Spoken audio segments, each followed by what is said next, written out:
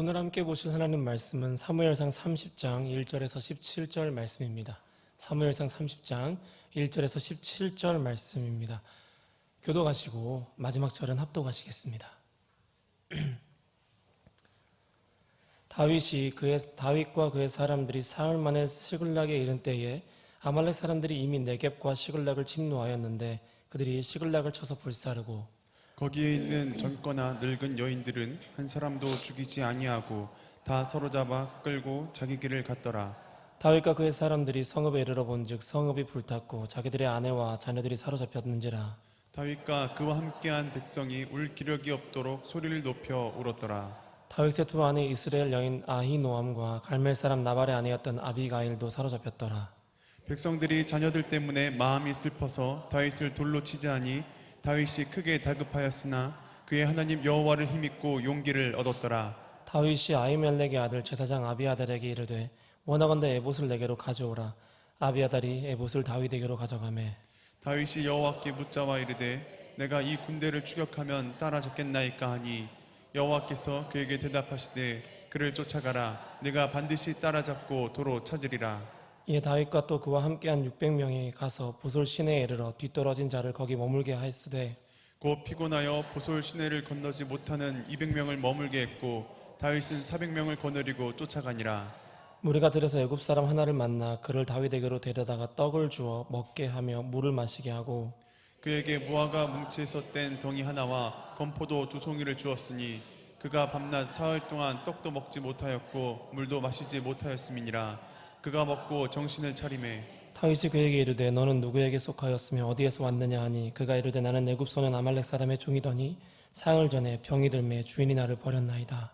우리가 그렛 사람의 남방과 유다에 속한 지방과 갈렙 남방을 침노하고 시글락을 불살랐나이다. 다윗이 그에게 이르되 내가 나를 그 군대로 인도하겠느냐 하니 그가 이르되 당신이 나를 죽이지도 아니하고 내 주인의 수중에 넘기지도 아니하겠다고 하나님의 이름으로 내게 맹세하소서. 그리하면 내가 당신을 그 군대로 인도하리이다 하니라. 그가 다윗을 인도하여 내려가니 그들이 온 땅에 편만하여 블레셋 사람들의 땅과 유다 땅에서 크게 약탈하였으므로 말미암아 먹고 마시며 춤추는지라. 다윗이 새벽부터 이튿날 저물 때까지 그들을 치매 낙타를 타고 도망한 소년 400명 외에는 피한 사람이 없었더라. 아멘. 내가 땅 끝에서부터 너를 붙들고 땅 모퉁이에서부터 너를 부르며 내게 이르기를 너는 나의 종이라. 내가 너를 택하고 싫어하여 버리지 아니하였다 하였노라. 할렐루야. 하나님께서 우리가 어디에 있든지 간에 땅 끝에 있든지 간에 땅 모퉁이 가운데 있든지 간에 붙드시고 부르시고 종으로 세우시고 사람이 고난이 반복되고 어려움이 반복되다 보면은 주님이 나를 싫어하시나 그런 영적인 오해를 할 때가 있습니다. 하지만 주님은 이사야서 41장 9절 말씀을 통하여서 그 오해를 풀고자 하십니다. 나는 너를 싫어하지 않는다. 내가 너를 붙들고 있고 내가 너를 세우고 있고 내가 너를 부른 것을 후회하지 않는다 말씀하십니다. 여러분의 인생에 계속해서 어려움이 닥칠 때마다 한 가지 기억하십시오.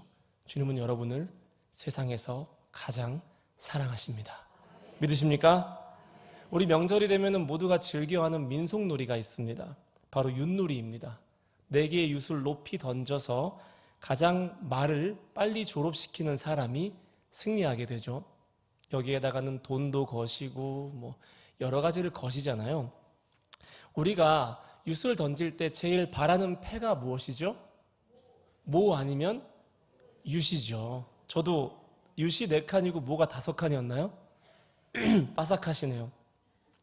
윷이나 모가 나오면 또 한 번 더 던질 기회를 얻게 됩니다. 이렇게 되면 대부분의 확률로 상대방의 말을 잡을 수 있고 또 한 번 던질 수 있어요.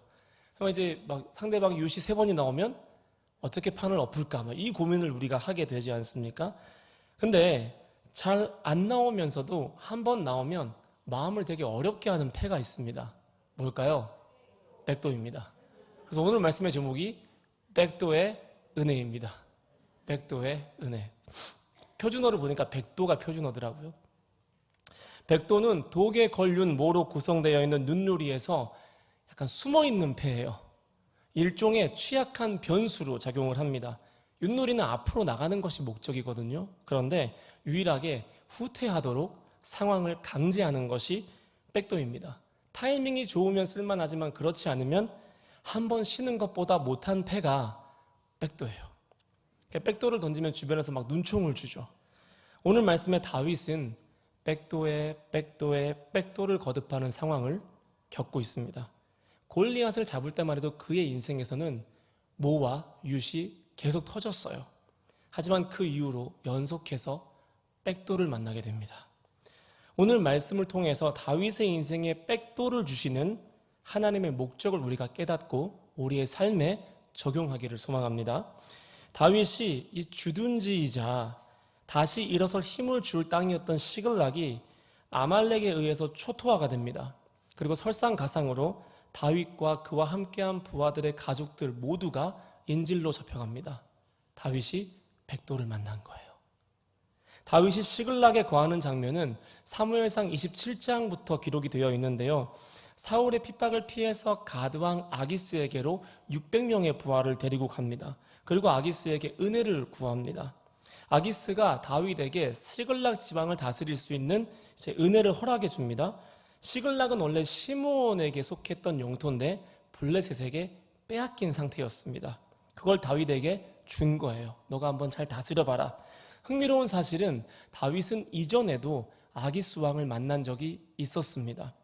사무엘상 21장에 다윗이 또 사울을 피해서 아기스 왕을 만나러 갔는데 주변 신하들이 아기스 왕에게 다윗은 만만의 사람입니다 이렇게 보고하자 다윗이 겁을 먹어요. 그땐 다윗이 혼자였거든요. 그래서 아기스 왕 앞에서 이제 실성한 사람인 척을 합니다. 그러자 아기스 왕은 자기를 찾아온 사람이 다윗이 아니라 실성한 사람이었구나 라고 결론을 내고 다윗을 쫓아내게 됩니다. 이때도 다윗의 인생에 백도를 경험한 거예요. 피해서 갔는데 더 피할 곳이 없어진 것이죠.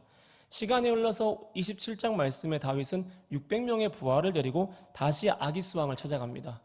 아기스 왕은 꿈도 못 꿨을 것입니다. 21장에 다윗을 사칭하면서 나타난 그 실성한 사람이 27장에 600명의 부하를 거느리고 나타난 용사와 동일 인물이라고 생각하지 못했을 거예요. 그러니까 다윗을 처음 본 것처럼 대하는 것입니다. 이스라엘의 전쟁을 앞둔 아기스 왕에게 이스라엘의 전쟁 영웅이자 600명의 용사를 거느리고 있는 다윗의 투항은 호재였습니다. 아주 행복한 상황이었죠. 나중에 아기스 왕이 이스라엘 땅을 점령했을 때 이 다윗을 통해서 이스라엘 땅을 지배해야겠다라고 생각했을 수도 있기 때문에 정치적인 이유로 아기스 왕은 다윗에게 시글락 땅을 내어줍니다. 허락합니다. 나중에 잘 써먹으려고 다윗을 키우기 시작합니다. 여러분, 이스라엘의 왕이 될 다윗이 도피 중에 블레셋 왕에게 몸을 의탁했다는 것은 다윗의 인생에 크나큰 오점으로 남을 수도 있는 정치적인 사건이었습니다. 근데 하나님께서 다윗을 블레셋에 보내서 일정 기간 동안 아기스 왕의 명령을 받으며 살게 합니다. 하지만 이스라엘에게는 다윗이 이스라엘을 배신했다는 오해를 받게 합니다. 또 백도를 겪는 거예요. 또 백도가 나온 거예요. 그러나 여기에는요, 하나님의 섭리가 있습니다, 여러분. 왜냐하면 당시 블레셋은 선진국가였습니다. 블레셋에서 출토된 어떤 도자기나 블레셋의 음악이나 문화를 살펴보면은 이스라엘보다 몇 배는 더 앞서 있는 선진 문화들을 보여줍니다. 그리고 군사 제도나 행정도 이스라엘을 훨씬 앞서고 있었습니다.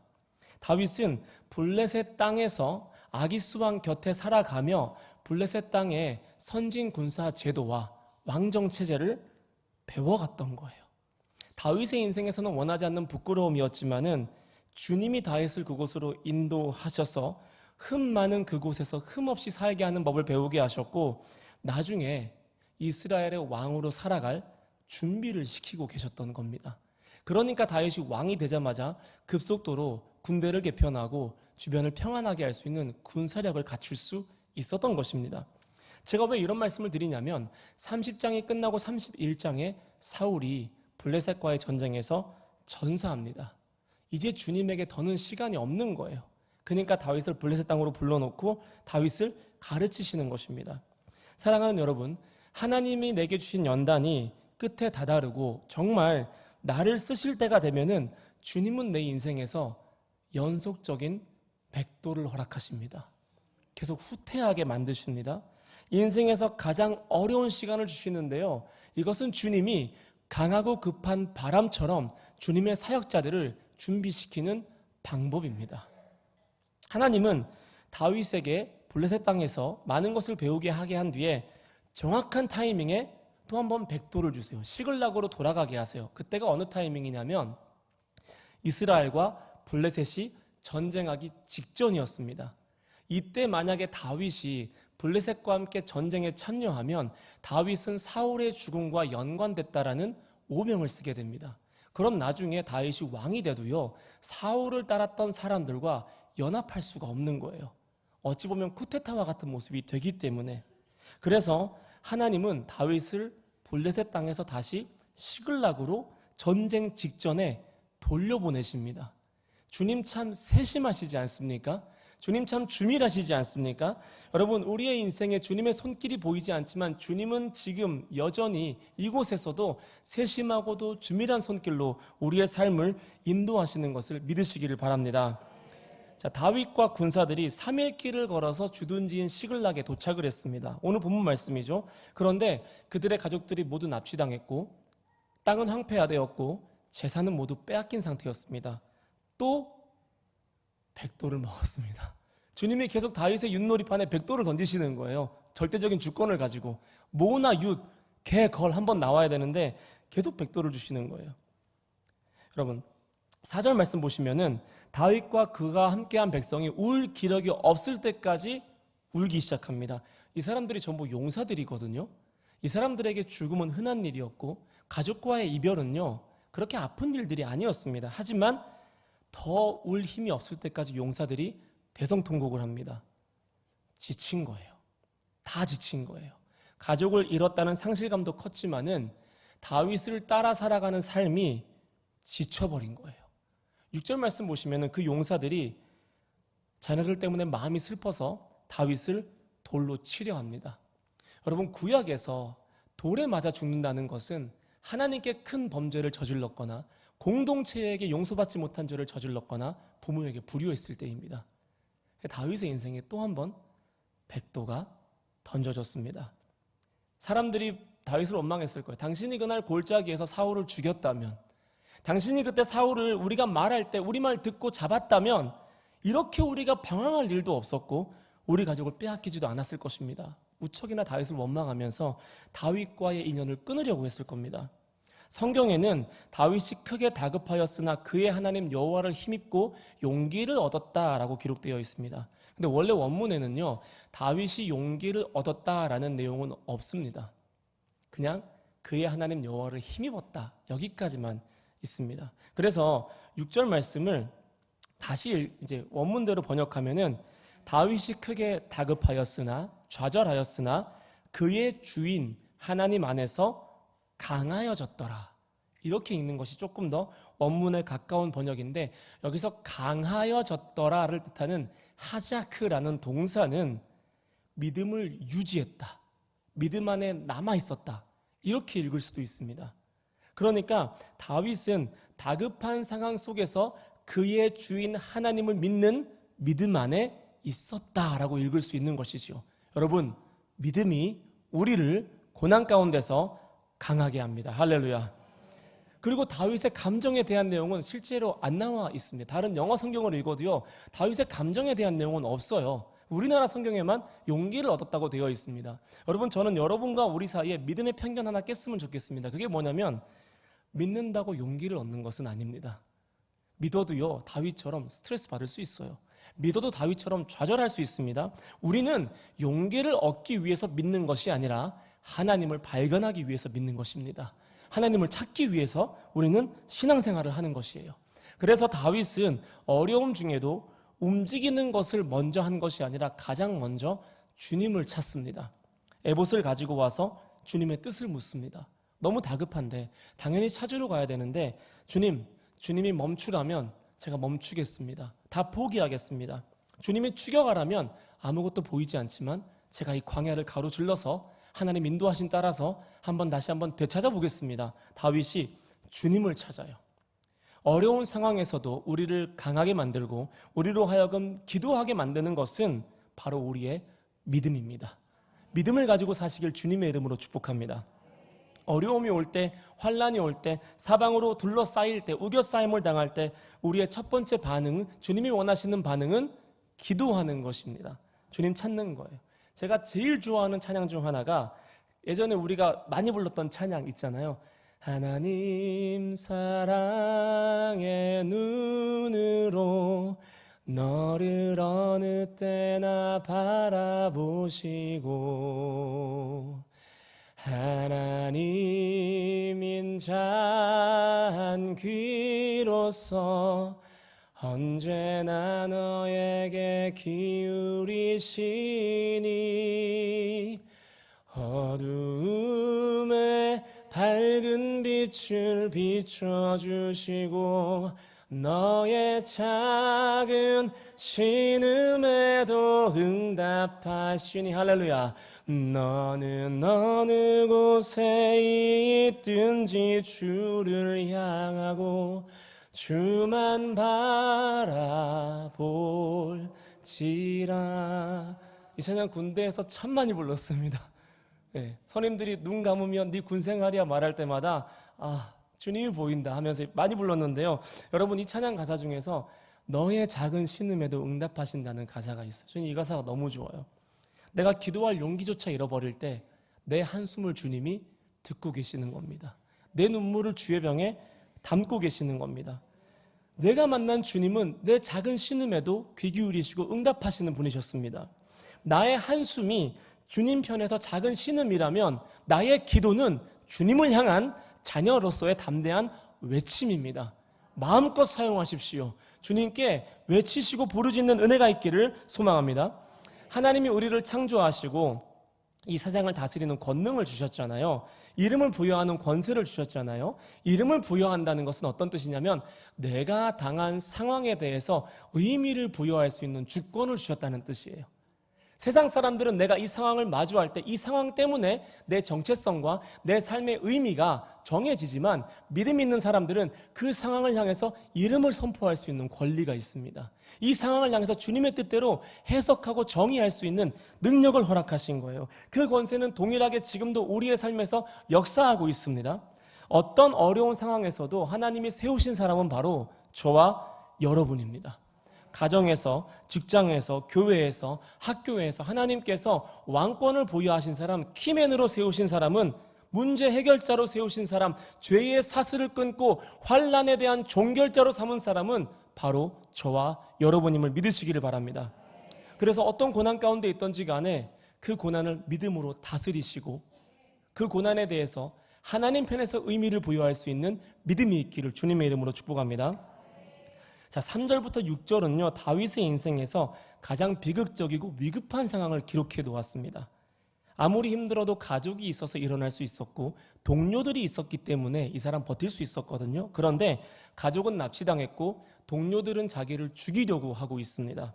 그러니까 다윗의 인생이 다 무너진 거예요. 그런데 3절부터 6절 사이에 히브리어 이제 원서를 보면은 주어가 누군지 아십니까? 동사 다음에 가장 먼저 나오는 게 주어인데요. 히브리어가. 주어가 누구냐면 다윗이에요. 3절부터 6절 사이에 주어는 다윗에게서 모든 것을 뺏어간 아말렉 사람들이 아닙니다. 다윗을 죽이려는 동료들이 아닙니다. 이 상황의 주어는 다윗이에요. 그러니까 다윗이 믿음으로 이 어려운 상황에서 주도권을 포기하지 않았다는 뜻입니다. 바꿔 말하면 기도한다는 것은, 주님을 찾는다는 것은 어려운 상황 속에서도 주님이 내게 주신 주도권을 포기하지 않았다는 뜻이에요. 내게 주신 왕권을 내가 아직도 소유하고 있다는 뜻입니다. 여러분, 환난 중에도 고난에게 주도권을 빼앗기지 마십시오. 내 것을 빼앗아간 사람에게 주도권을 빼앗기지 마십시오. 내게 돌을 던지려는 사람에게 주도권을 빼앗기지 마십시오. 하나님이 나를 세우셨고 하나님이 저와 여러분을 통하여서 믿음으로 이 문제의 뿌리를 다스리기를 원하십니다. 여러분, 어려운 상황을 겪을 때 성도는요, 본질적으로 두 가지 질문을 갖게 됩니다. 제가 여러분들이 어려운 상황 겪을 때 어떤 질문하는지 맞춰보겠습니다. 첫 번째, 하나님은 지금 뭐하고 계실까? 하나님 지금 여기서 뭐하고 계실까? 두 번째, 난 어떻게 해야 될까? 대부분 우리의 질문은 여기로 들어가요. 원인을 찾다가 계속 기도하다 보면 주님 그래서 지금 뭐 하고 계시는데요? 하나님 전 여기서 어떻게 반응해야 하나요? 이렇게 우리가 두 가지 질문 갖게 되는데요. 우리는 하나님께 구원을 받고 천국의 자녀가 된 이미의 시간과 아직 도착하지 못한 본향에 대한 아직의 시간의 차이를 살아가는 사람들입니다. 다시 말씀드릴게요. 하나님의 이미 자녀가 된 이미와 아직 본향에 들어가지 못한 아직의 이미와 아직 사이, already but not yet, 이미와 아직 사이의 시간을 살아가는 사람들이 그리스도인인데요. 칭의, 내가 너를 의롭다 하겠다 하신 이 칭의가 죄사함을 받고 하나님의 자녀가 되는 결론적인 결과를 가져다주는 이미라면 성화, 그러니까 우리의 삶의 변화, 믿음의 성숙을 이끌어내는 과정들은 아직이라고 볼 수 있습니다. 자녀로 살아가는 법을 배워가는 거죠. 칭의는 자녀라고 말씀하신 것이고, 다윗으로 치자면 이미는 왕으로 기름 부음 받은 결말이에요. 아직은 왕다운 왕이 되기 위해 준비되어져 가는 과정입니다. 우리는 자녀로서의 부르심을 이미 받았지만 자녀로서의 삶을 위한 아직의 시간을 살아가고 있습니다. 나로 보자면 하나님은 이미와 아직 사이에서 무엇을 하고 계시냐면 우리의 믿음을 성숙하게 만드는 사역을 하고 계시는 것입니다. 그래서 고난도 주시고 때로는 축복도 주시고 환난도 주시면서 주님 목적은 딱 한 가지예요. 우리의 믿음을 성숙하게 만들어가는 것입니다. 그럼 저희는 어떻게 반응하여야 할까요? 어떻게 반응하여야 할까요? 다윗이 그의 주인 하나님 안에서 믿음을 지켰더라. 그의 주인 하나님 안에서 강하여졌더라. 믿음으로 반응하였더라. 우리가 할 것은 믿음으로 반응하는 것입니다. 제가 어렸을 때 합기도를 배웠었거든요. 근데 그때 관장님이 좀 유도를 중시하는 합기도 관장님이셨어요. 그래서 발차기나 어떤 주먹질보다는 낙법만 계속 시키셨습니다. 낙법을 진짜 허풍 안 치고 몇백 번은 해본 것 같아요. 초등학교 2, 3학년이 서로 엎어치고 매치고 이걸 매일매일 한 거예요. 근데 이분이 이렇게 얘기하더라고요. 너네가 어떤 상황에서도 낙법이 나올 만큼 연습하면 너네 뼈는 부러지지 않을 거야. 이렇게 이야기하더라고요. 저는 실제로 많이 넘어져 봤지만 아직까지 뼈가 부러진 적은 없습니다. 사다리에서도 떨어진 적이 있는데요. 정말 낙법을 하더라고요. 낙법이 나와요. 그러니까 그냥 나올 때까지 연습시키시는 거예요. 이제는 안 될 것 같습니다. 이제는 구르는 게 먼저일 것 같아요. 뭐 이렇게 치거나 이건 안 되고요. 일단 이렇게 구를 것 같은데 이제 안 넘어져야겠죠? 이제는 안 나오는데 무슨 말씀을 드리고 싶냐면 주님이 내 반응이 믿음으로 나올 때까지 계속 찌르실 거예요. 그 일에 대해서, 그 아킬레스건에 대해서 계속 찌르실 거예요. 언제까지? 낙법처럼 부상 안 당하고 믿음으로 나올 때까지.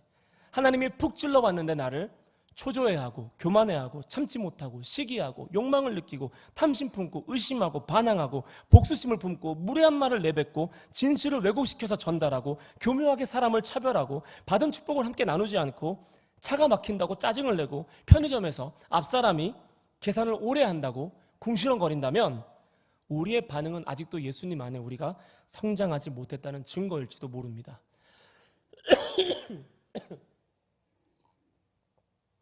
여기 있는 물이 맛있어요. 네. 진짜입니다. 네. 여러분도 마셔봤으면 좋겠는데. 자, 여러분 제가 제일 이해가 안 됐던 것이 믿음과 인격 사이의 관계였습니다. 연관성이었습니다. 믿음이 좋을 수 있잖아요. 근데 인격은요? 인격은 모자랄 수도 있죠. 그렇게 자라왔으니까요. 살아왔으니까요. 삶이 팍팍하니까요. 누구는 좋을 때는 좋은 인격 못 갖겠습니까? 저는 그게 맞다고 생각했어요. 근데 성경 말씀은 믿음과 인격은 관련이 있다라고 언제나 말씀하십니다. 그래서 성령의 열매를 말씀하실 때 찬양, 치유, 예언, 부흥 이런 게 나오는 것이 아니라 사랑, 희락, 화평의 열매, 오래 참음, 자비와 양선의 열매, 그리고 충성과 온유와 절제의 열매가 나와요. 전부 인격과 관련된 열매들입니다. 주님이 성령의 열매, 믿음의 열매를 인격으로 보겠다고 말씀하신 거예요. 교통체증 앞에서의 오래 참음, 불이한 상황에서의 충성, 공격적인 상황에서의 온유, 권력이 있을 때 절제 등 인격의 성숙은 믿음의 깊이를 측량하는 증거가 된다고 성경은 말합니다. 요셉은 원수를 용서했고, 아브라함은 끝없이 양보했고, 이삭도 양보했고, 롯은 아무 희망이 없는 시어머니를 따라 나섰습니다. 여러분, 인격이라는 것은 보이는 믿음인 것입니다. 바꿔 말하면 보이지 않는 믿음이 인격으로 드러나는 거예요. 다윗이 정말 인격적으로 여기서 반응합니다. 나중에 모든 것을 되찾거든요. 근데 자기를 따라서 싸우지 않았던 사람들에게, 그리고 시글락 주변에 있는 성읍들에게 빼앗긴 모든 것을 돌려주고 나눠줍니다. 자, 그를 따르는 사람들이 불만을 제기해요. 함께 싸운 사람들에게만 나눠줍시다. 그게 공평한 거지 않습니까? 근데 여러분, 믿음은 공평함으로 사는 것이 아니라 은혜로 사는 태도입니다. 여러분, 우리는 공평함으로 구원받은 것이 아닙니다. 우리는 은혜로 구원받은 거예요.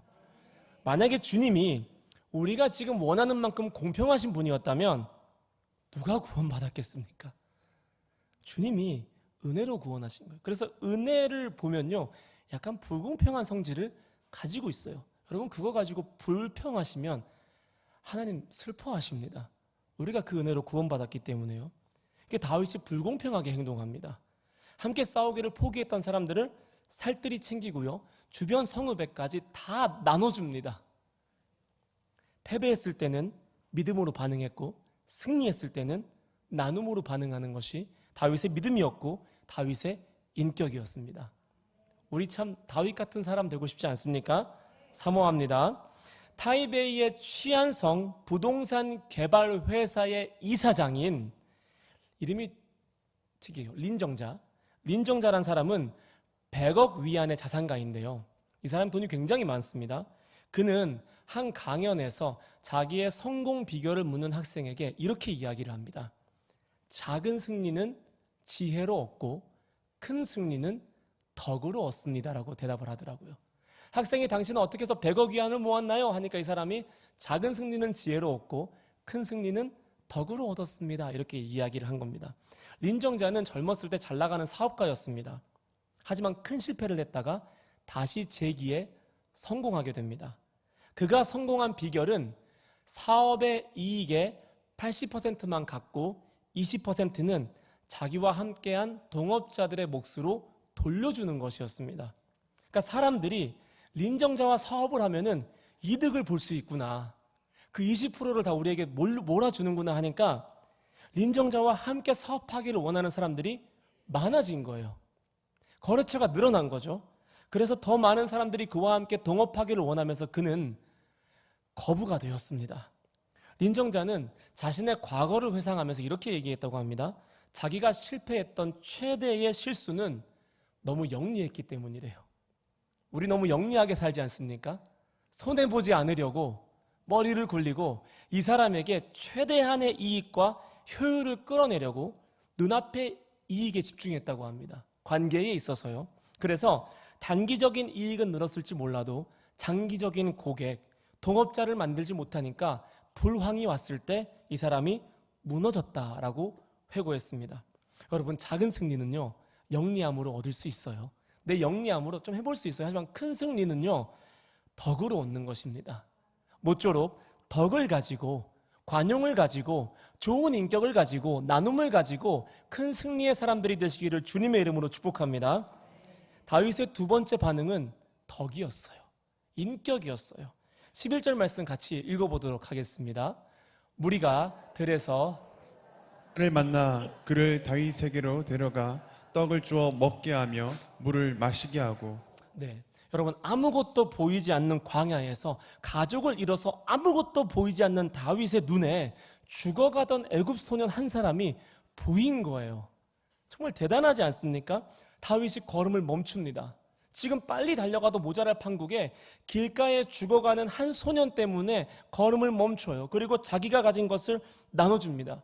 이때는 문헌을 보면은 광야에서 사람이 죽는 것은 흔한 일이었다라고 합니다. 주목할 만한 일이 아닌데 다윗이 그 사람을 살려요. 우리였으면 어떻게 했을까요? 우리 입장이었으면 못 기다립니다. 주목 못합니다. 근데 다윗은 길가에 쓰러져 있는 소년을 본 겁니다. 그리고 멈추고 다급한 마음을 가라앉히고 이 소년을 돌봅니다. 정신을 차린 소년은 알고 보니까 아말렉 사람의 버려진 종이었던 거예요. 소년은 다윗을 도와주기로 맹세합니다. 그리고 다윗은 그 광야 속에서 어디로 갈지 모르는 이정표가 없는 그 길 한복판에서 아말렉의 본거지를 찾아냅니다. 그리고 아말렉을 쳐서 아말렉을 무찌르고 잃어갔던 모든 것을 되찾아옵니다. 광야에서 쓰러져 갔던 볼품없는 어린아이, 이 노예 한 사람이 다윗의 인생을 바꿔줄 게임 체인저였습니다. 다윗은 그 소년을 바라볼 때 영리하게 행동하지 않았습니다. 덕으로, 인격으로, 나눔으로 반응했던 거예요. 여러분, 연말이잖아요. 되게 춥지 않습니까?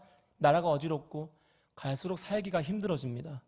얻는 건 없고 잃는 것만 늘어가는 여기가 시글락이고 여기가 광야예요. 우리는 잃어버린 것을 찾기 위해서 밤낮으로 혈안이 되어서 삶을 꾸려나갑니다. 그럼에도 하나님은 저와 여러분이 길가에 죽어가는 한 사람에게 주목하기를 원하십니다.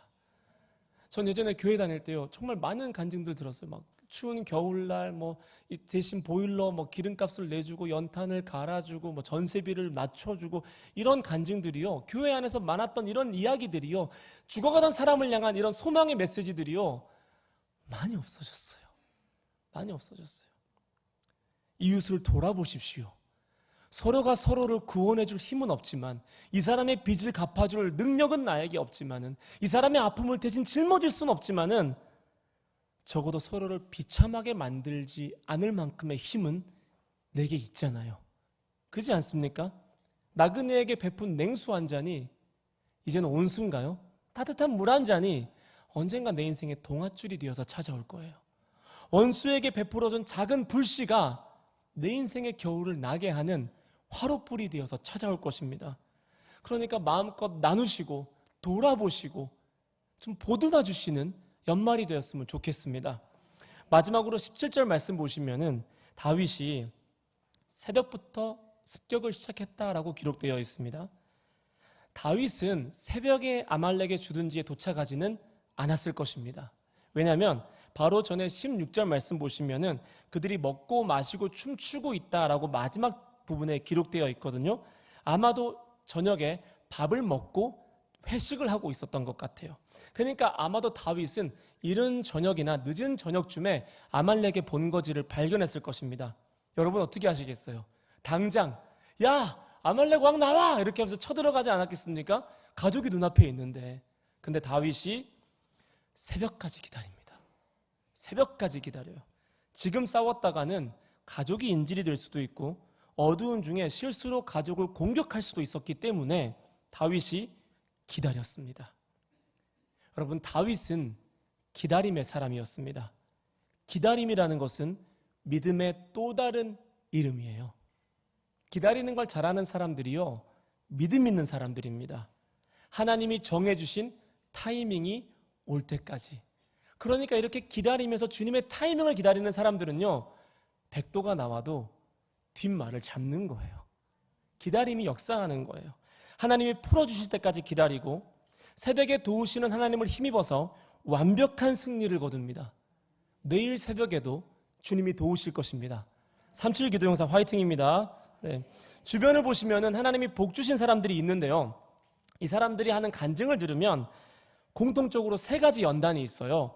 첫 번째는 다윗처럼 고난을 줘서 다 잃어버리게 만듭니다.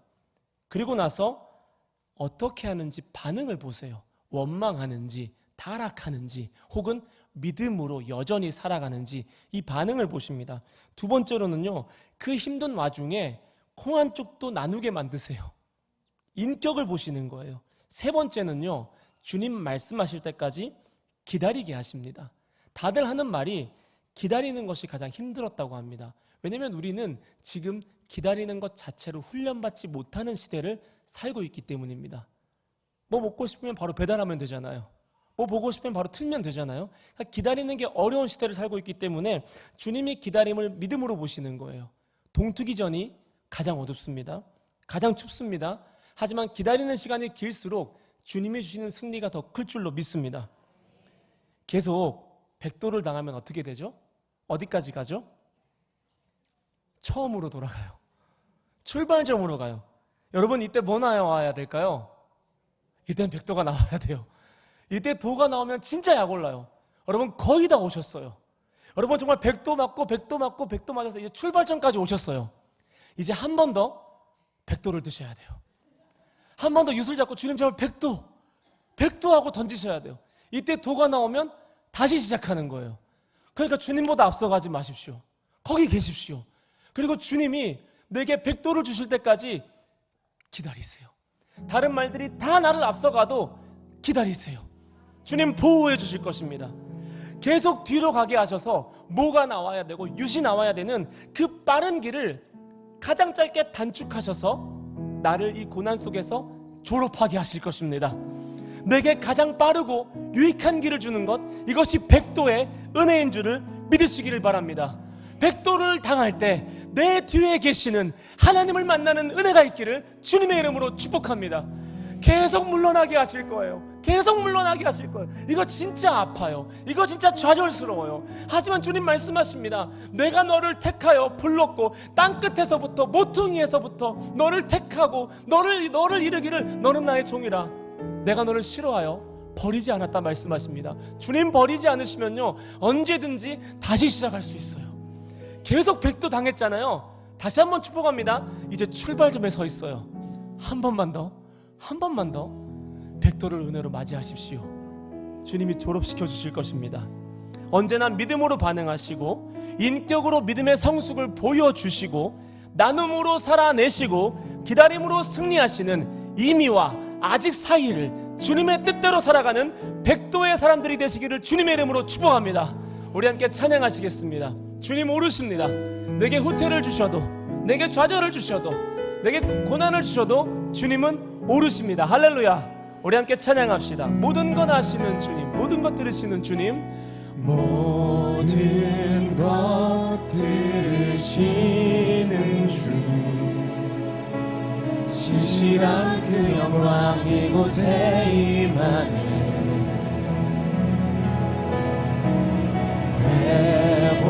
회복을 약속하신 주, 엎드려 경배와 감사로 찬양해. 우리 처음부터 고백할까요? 모든 것 들으시는 주, 모든 것 들으시는 바로 주님 들으십니다. 주님 다 듣고 계세요. 신실한 그 영광 이곳에 임하네. 회복을 약속하셨습니다. 회복을 약속하신 주, 우리가 할 것은 엎드려 경배와 감사로 찬양해. 우리 고백합시다. 하나님 선하시다. 하나님 선하시다. 하나님 선하시다. 주신 모든 약속 반드시 이루신다. 그 사랑 영원하다. 그 사랑 영원하다. 주 앞에 나 혼자 버리지 않네. 우리 처음부터 고백할까요? 모든 것 들으시는 주님, 모든 것 들으시는 주, 신실한 그 영광 이곳에 임하네. 내 인생에 식을 나게 주님의 영광이 임하였습니다. 회복을 약속하신 주, 엎드려 경배와 감사로 찬양해. 우리 고백합시다. 하나님 선하시다. 하나님 선하시다. 하나님 선하시다. 주신 모든 약속 반드시 이루신다. 그 사랑 영원하다. 그 사랑 영원하다. 주 앞에 나 혼자 하나님 선하시다. 하나님 선하시다. 하나님 선하시다. 주신 모든 약속 반드시 이루신다. 그 약속 붙드십시오. 그 사랑 영원하다. 그 사랑 영원하다. 주 앞에 나 혼자 반드시 살리신다. 이는 나 여호와 너의 하나님이 내 오른손을 붙들고 내게 이르기를 두려워하지 말라. 내가 너를 도우리라 할 것임이라. 버러지 같은 너 야곱아, 너희 이스라엘 사람들아, 두려워하지 말라. 나 여호와가 말하노니 내가 너를 도울 것이라. 내 구속자는 이스라엘의 거룩한 이인이라. 할렐루야. 이 시간 다 함께 주님의 도우심을 사모하시면서 백도의 상황 속에서 그 백도를 사모하시는 기도를 드렸으면 좋겠습니다. 하나님, 더 나를 후퇴시켜 주십시오. 하나님, 나에게 더 강한 하나님 고난을 주셔서 하나님 만나게 하여 주시고 어떠한 상황에서도 믿음으로 반응하는 사람이 되게 하여 주십시오. 인격의 성숙을 갖게 하여 주십시오. 믿음으로 기다리는 사람이 되게 하여 주십시오. 이 세 가지 기도 제목을 놓고 다 함께 주님의 이름을 한번 부르고 기도하시겠습니다. 주여, 누구신 하나님, 우리가 믿음으로 반응하기를 소망합니다. 그것이 우리의 기도가 될 것이고 말씀이 될 것입니다. 하나님, 그리고 우리가 인격으로 반응하기를 소망합니다. 인격으로 믿음을 보이기를 소망합니다. 그리고 마지막으로 주님, 기다림으로 이 터널을 통과하기를 소망합니다. 하나님이 후퇴하게 하실 때에, 백도를 던져주실 때에 은혜로 받게 하시고 고난을 졸업하는 은혜가 우리 가운데 있게 하여 주시옵소서. 작은 승리는 지혜로웠지만 큰 승리를 나눔과 덕으로 얻는 우리의 삶이 되게 하여 주시옵소서. 우리에게 새 힘을 허락하시고 은혜를 베풀어 주시옵소서. 하나님 감사합니다. 주님, 우리의 삶에 백도의 은혜가 가득하기를 소망합니다. 그리고 결정적인 순간에 내 의를 가지고 도나 기회를 꿈꾸지 않고 다시 한번 주님이 후퇴하게 하여서 주님과 처음 만난 그 시작점에서 고난을 통과할 수 있는 은혜가 있기를 소망합니다. 우리에게 인격의 성숙함을 허락하여 주시옵소서. 주님을 기다리는 믿음도 주시옵소서. 하나님 감사합니다. 그렇게 성령께서 살게 하실 줄을 믿으며 감사드리며 예수님의 이름으로 기도합니다. 주기도문 하시겠습니다.